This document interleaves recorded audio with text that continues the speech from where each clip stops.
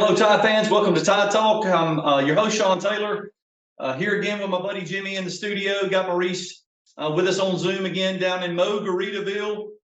Guys, right. coming off a big win, big road win, SEC road win. A lot of conversation. I know that there were some text messages we were trading back and forth. First half was a little shaky. We were all a little concerned about that. The good thing that I liked about the game was the fact that we did make an adjustment. We came out in the second half, saw a team that we have kind of expected to see from a second half. Now, I'm not going to talk about the team in the first half, but was very pleased with the second half performance. I thought, as I said, I was stating in text messages when we were talking on Saturday that, man, we got to be able to go in and do something and make some type of an adjustment. We did. I'm not exactly sure, what took place at the halftime, but I believe maybe a few people got chewed out. It didn't help. It didn't help our penalties margin because we've had several penalties in the second half. But at the end of the day, if you could have 14 penalties, 2 turnovers, and still win on the road in the SEC, I would say it was a pretty good day. I'm gonna start with you, Jimmy. Do you agree, disagree? What do you think? What's your thought? Yes. So it was definitely a tale of two halves for sure. The first half, it was bad, wasn't terrible, certainly wasn't good by no means. We hung around, but second half, I would argue, of course, this year, I think there's no question it was the best half of football we've seen this year. And you could, minus the penalties, and you could probably argue that the best half of football we've seen from both sides, special teams, probably in 2 or 3 years. Probably. Yeah, agreed. I'm with you. The penalties are. God, man, it's just crazy. The penalties, the pre-snap. Some of those you can, again, are going to happen, but the pre-snap stuff, you could argue. Obviously, some of them were bad calls as far as penalty goes, but that's just, you got to keep scratching your head on that. But aside from that, like I said, I thought the football we saw on the field was as good as it could possibly be getting in that second half, and was very well. I was very pleased with how we came out, like I say, in the second half. Yeah. Finished the game. Agreed. Maurice? Yes. Thoughts? The one thing I take away from, well, 2 things. One, defense is incredible. Especially that defensive line. We literally in the second half knocked them backwards. They were getting penetration, rushing, heck, even 3. Rushing 4. I remember I texted you guys saying, please don't blitz. Yeah. There's no need for it. Stop blitzing. Makes us vulnerable for when Johnson was he could read and release really quickly. So let's just go with 3 or 4 and we're getting a push and we're fine. And I also thought my other thing was Milroe and Bond and Burton really made some strides forward as far as finally it looks like somebody wanted the ball. Ball's in the air, ball's mine, get out of my face. The only thing I wish is that Burton would kind of calm it down on the chirping afterwards. He got one unsportsmanlike, and he kind of kept on. I was like, bro, you get one more, you're out. I don't know if anybody told him that, but he was still chirping a little bit. But I love his tenacity. So, but Maurice, to comment on that, we've been looking for someone in the receiving group, yes, to step up. And I agree with you. I was very kind of like, hey, man, tone it down. And especially when we had the fumble, he had that fumble. Does it require that from a mentality perspective? Gosh, I hope not. We always talk about, Saban talks about you ought to be motivated from internal factors, not external factors. Regardless, he did step up. He had a really big day, career day for him.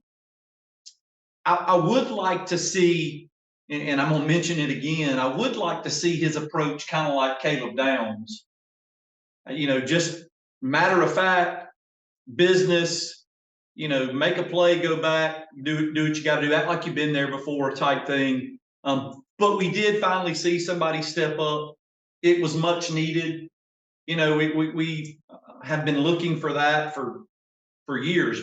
Now, hopefully, we can see that on a more consistent basis. Maybe he established himself as the go-to receiver. Welcome back, right? Yeah, because he he's didn't play sat the before. Mississippi State game. I don't want to sit here and harp on it, but I've never been a talker. I've never been mouthy. I'm just do your job, get back to the huddle, do it again. Really? Absolutely. It's win. I've never been a talker, and if you're lying if you say I have, but I do. But nonetheless, I don't understand. But some guys need that to get themselves going. But like I say, maybe we need that, or maybe we needed that on Saturday.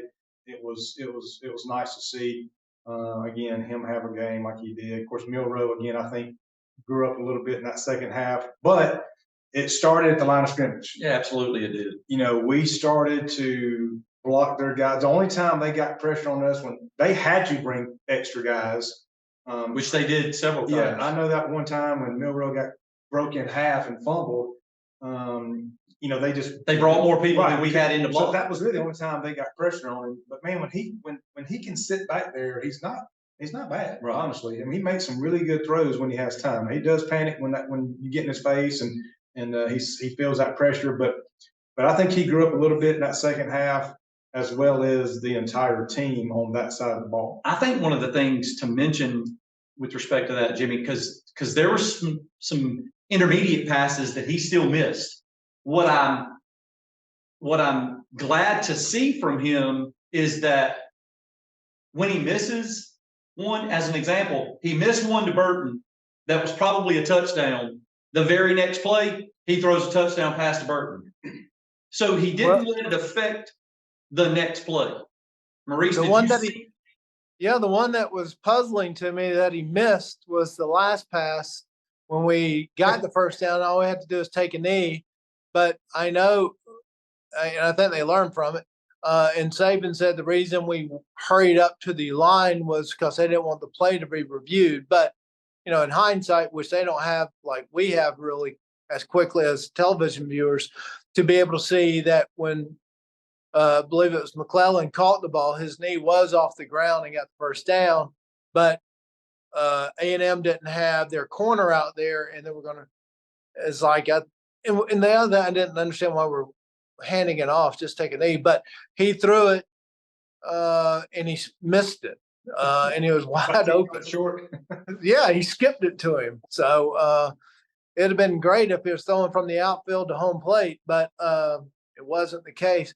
I think sometimes it's kind of like you overthink when Sean, as far as like when you play basketball and you have a wide open shot and it's so easy, it's your basic shot. Then you have that split second where you think about it and you kind of double clutch, so to speak, and you miss a shot. I think that's what he's sometimes going through when you see somebody wide open, unless usually he's spot on with the deep ball. Yeah. But the underneath ball, sometimes I think he's clutching, double clutching a little bit. Well, I think in that particular scenario, I think there was nobody out there covering our receiver, but we also knew we didn't really need to throw the ball. So it was almost like, oh my God, if I can just get it to him, we probably score 6 more points, but we didn't need to do that. So he was like, throw it, don't throw it. And, surprisingly, I was shocked that Nick Saban didn't have an absolute stroke when that happened. He didn't. Ultimately, we held on to win, but yeah, agreed, Maurice. He's still got some work to do, and I think he's improving. I think we've seen some improvement. Still room for improvement, but I think we've seen some, and that's the main thing. These guys getting better every week. So good time for us to take a break. Got a lot of stuff to talk about. Defense, my gosh, you mentioned it. Man, they got a chance to be really, really good. So let's take a quick break and hold your seats, Tide fans. We'll be right back with Tide Talk. Beam wins it on a last-second kickoff return, and it's all thanks to the Big G. He's only about a foot tall, and he's not great at catching since he doesn't have any arms. But boy, when he does, he's end-to-end in a blink thanks to that 1 gig speed that makes him so special. You can tell his teammates just love playing with him. Maybe a little too much. Gig speed from Beam, made for football, available everywhere. Welcome back, Tide fans. We're talking right there at the end just about growth, getting better every day, 1% if that's the case. Maurice, you mentioned the defense. And gosh, there were so many times, you said in the text message on Saturday, just stop blitzing because we were getting so much pressure. Dallas Turner played a really good game. Braswell played a really good game. The interior lineman, Tim Smith, a big BA, the Keenan kid that I mentioned, man, we're starting to come into our own with respect to the defensive front. And if you guys remember when we started the season, that was a question mark, was the defensive front depth, who was the stud. We knew Dallas Turner was going to be good, but gosh, all of those guys are playing really, really well up front, and it makes a big difference in just the entire defense as a whole.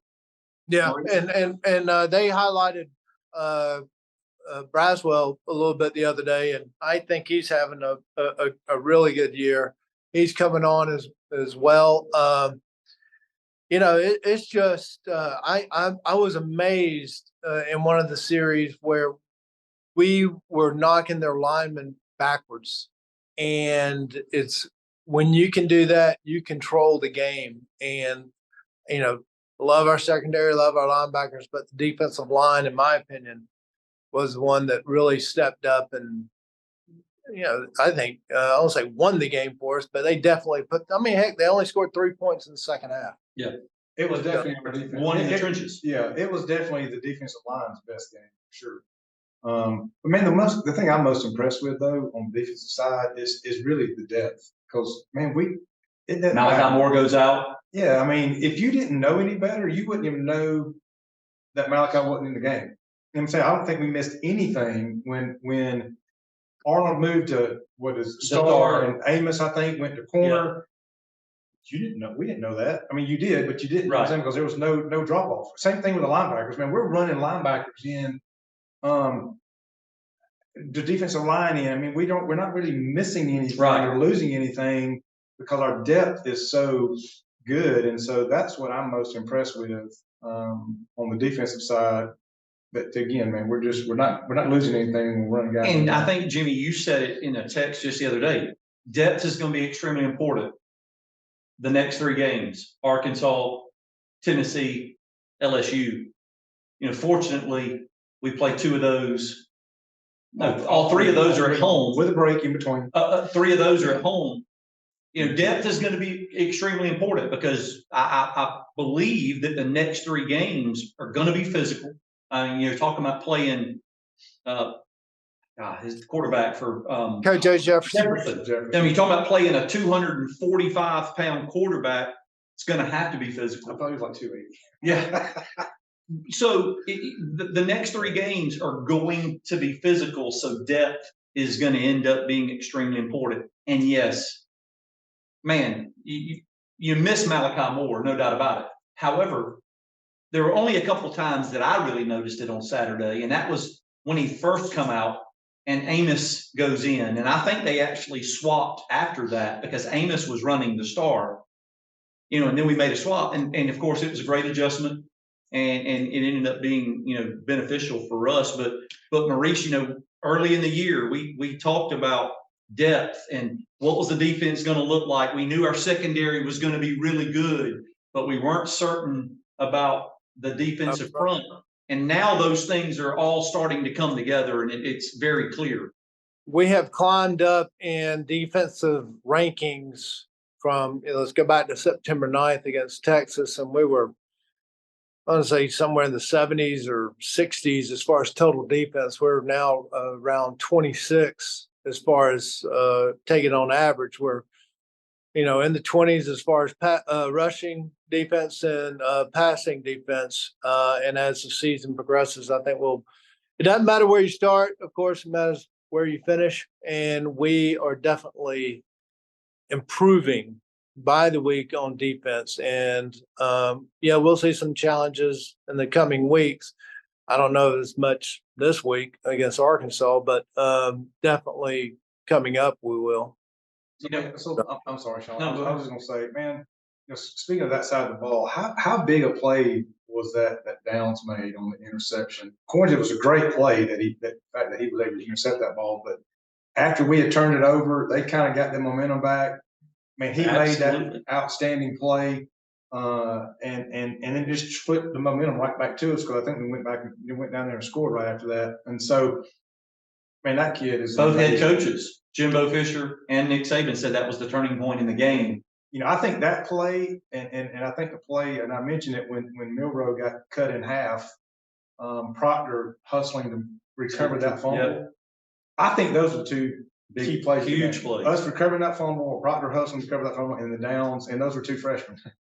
So do you think that redeems Proctor for some of his play in that game as far as recovering Hey, that? go back and look. He actually didn't play that bad. That's probably his best game. But too, him and Pritchett are still switching back and forth. I think is helping. Did anybody notice on the left side of the ball that we started the guy for the first time on that side? Roberts, it was right guard. All right, yeah. And so, but Proctor, I think he played his better game this week. Now, granted, he's still a little slow. That speed rush is going to get him, but I thought he played actually a better game this week. But remember, we're talking about 18, 19-year-old kid who was a 5-star that's now at the University of Alabama and is starting left tackle. So you're the blindside guy. And does it redeem him? I don't know that it washes away all his sins. Right. It was a great play that was very, very it was a huge play at that point in the game. If he don't get on that ball, who knows?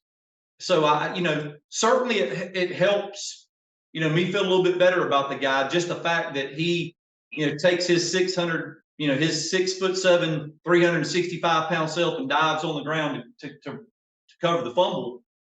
I mean, that shows me a little bit of heart. Right. So, I think that he's still got some room to grow, but I think he is growing, just like we talked. I think that's the theme. We're seeing guys grow up. We're seeing guys get better. And then of course it's making the units better. Milroe's growing up. Receivers are stepping up.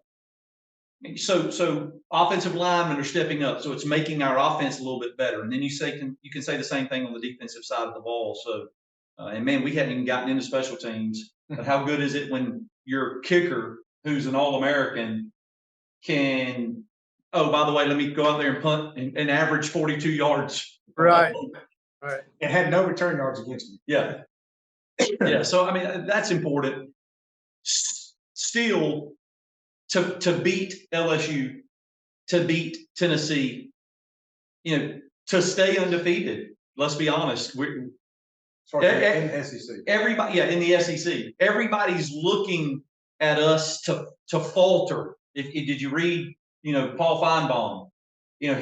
He just still, even beating Texas A&M at their place, he still doesn't have the confidence in this Alabama team. So everybody's looking for us to falter, and we just continue to get a little bit better and get a little bit better and get the job done. And it's going to require that for LSU and Tennessee without a doubt.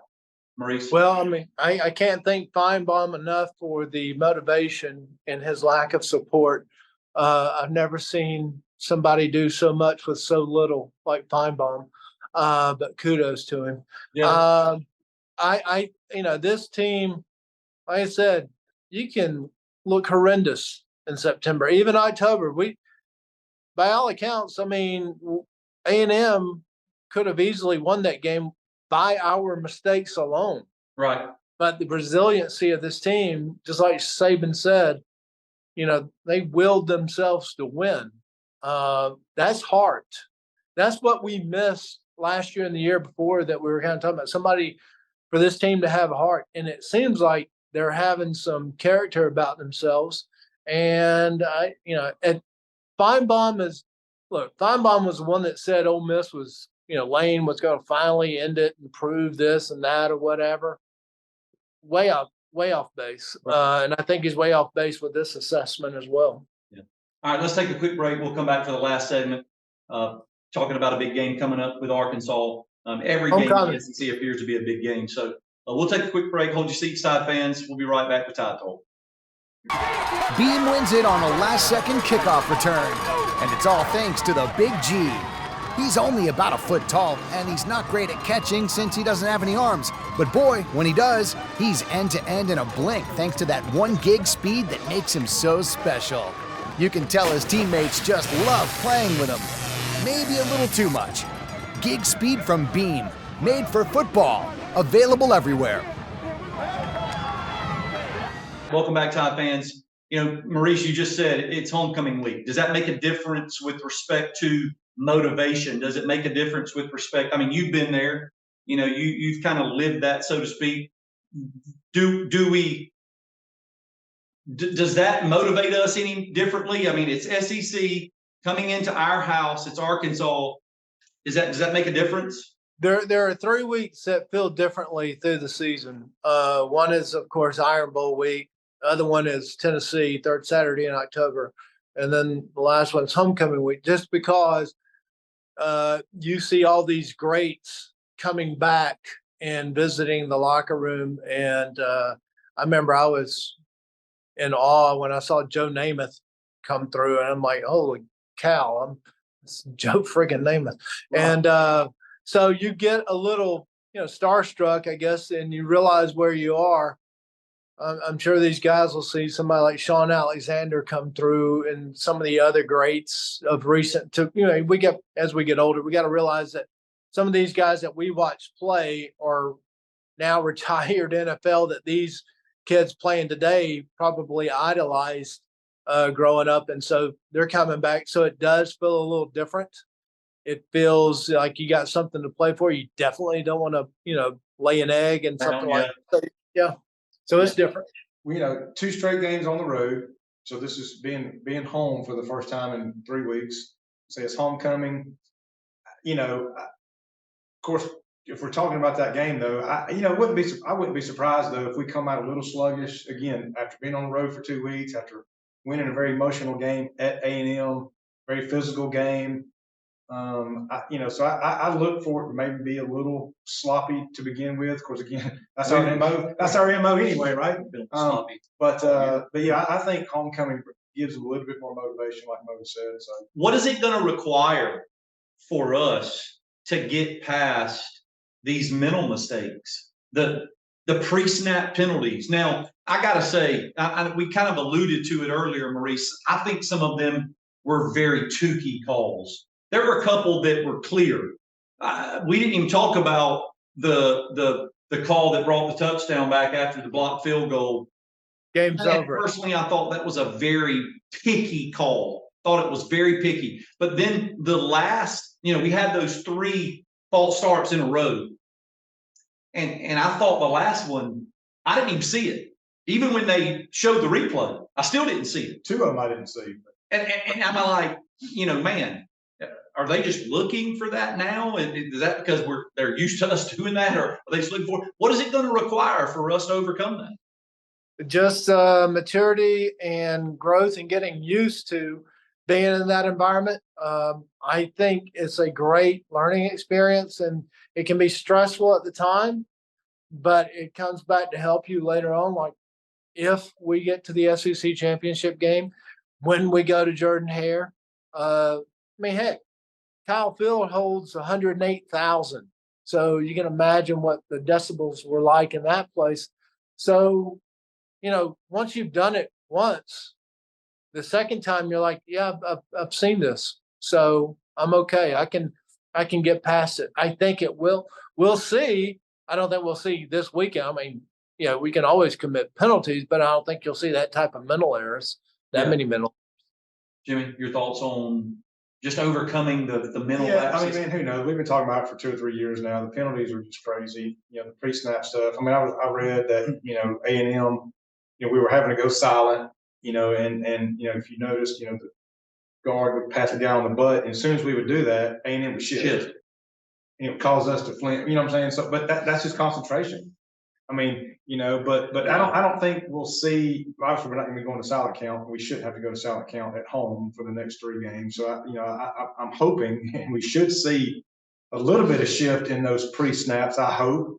Again, some of the crazy calls, some of the inadvertent, the hands to the face thing, the personal foul. I mean, did he even touch it? I mean, he barely even touched the guy. Granted, it's the rule. I get it. You touch the guy in the helmet, but man, but stuff like that. The stuff like that, like I say, will happen in the heat of the moment. But it's the pre-snap and those mental ones that Saban talks about.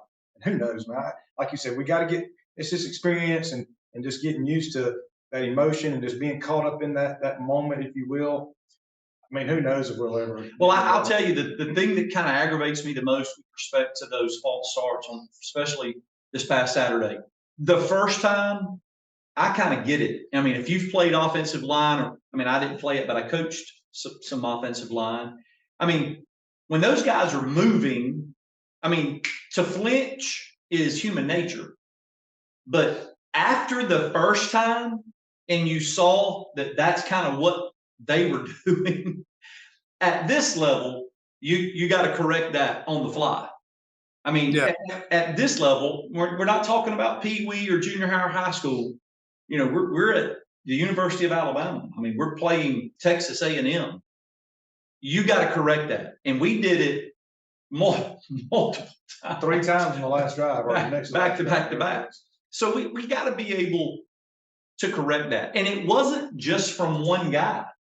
Tight end did it once, and then the new kid, the Roberts kid that was replacing Dalcourt, did it twice. Got to be able to correct those, because against good teams, and I'm not saying Texas A&M wasn't good because they're a good team, but in a really close game against really good teams, those are going to hurt us. And we saw it last year against Tennessee. Yeah, but we're, like I said, we probably won't see that until we get to Jordan-Hare. But it's still, you want to correct it in practice, and at least you got it on film, and it's definitely got the coach's attention. So, like he said, it's perfectly legal for them to shift whenever they're in their defensive stance, and we do the tap, and means it's ready to go. It's just a loss of composure, so to speak. So. Yeah. Well, attention to detail is what Saban talks about all the time. Attention to detail, focus. So Saturday, Arkansas coming to Tuscaloosa. Let's do some predictions. Again, man, I think everybody, you said it earlier, because of 2 road games, big games, especially the last one, might be a little bit sloppy. I don't believe we can afford to be sloppy. Arkansas is not going to just come in there and lay down for certain. No. I don't think they're very good defensively. I know that they still have some struggles offensively, but they're going to come in motivated. We've seen it year after year after year because they are playing Alabama. And we mentioned homecoming. They're homecoming. So predictions, Maurice. Well, this game, if we come in and impose our will, Sam Pittman, nice guy, but he's definitely on the hot seat at Arkansas. They are not the same offense that they have been the past couple of years. They are struggling. If we come out there and put it to them, I think the spread's 19. If we cover that, then I think that shows that this is a team that's ready to compete for the national championship. I think we come out, and I think we do pretty much dominate. We win by 21 at least. I'm going to say 42-17. Okay, 42-17. Yeah, again, like I mentioned, I think I can see it being a little sloppy. I know the motivation's there, but again, coming off an emotional win on the road, even though it's homecoming, I do see a slow start for some reason. Again, that's just been our MO anyway. I think we cover. I think it'll be a late cover. I don't know if we're just going to be dominant from start to finish or not. Score wise, I'm pretty. I'm kind of what Mo's doing. As far as Mo's prediction, I think it's going to be like a 35, 38 to 13 or 38 to 17 game. You stole mine. So I'll go with something a little bit different because that's what I was thinking. Okay. I was thinking we're gonna go 38-10, 38-13. So I'll go 35-10 and say that we are gonna come out. I think we're better than they are on both sides of the ball. I think we're better than they are special teams. I think we're gonna come out, and we may be a little bit sloppy to begin with, but I don't know that sloppy is the right word. Maybe just a little lackadaisical to begin with. So hoping we come out, I'd love to see us put a full game together, because if we do, man, I think we could score upper 40s. I think we definitely have the team to be able to do that. I'd like for us to establish the run game a little bit. I know that's something we'll probably try to do. So it'll be interesting to watch. I know we'll talk during the game on Saturday. And then Tide fans, we will be right back here again next week on Channel 207. And we look forward to talking with you about this game against Arkansas and hopefully discussing a win. Roll Tide. Roll Tide. Roll Tide.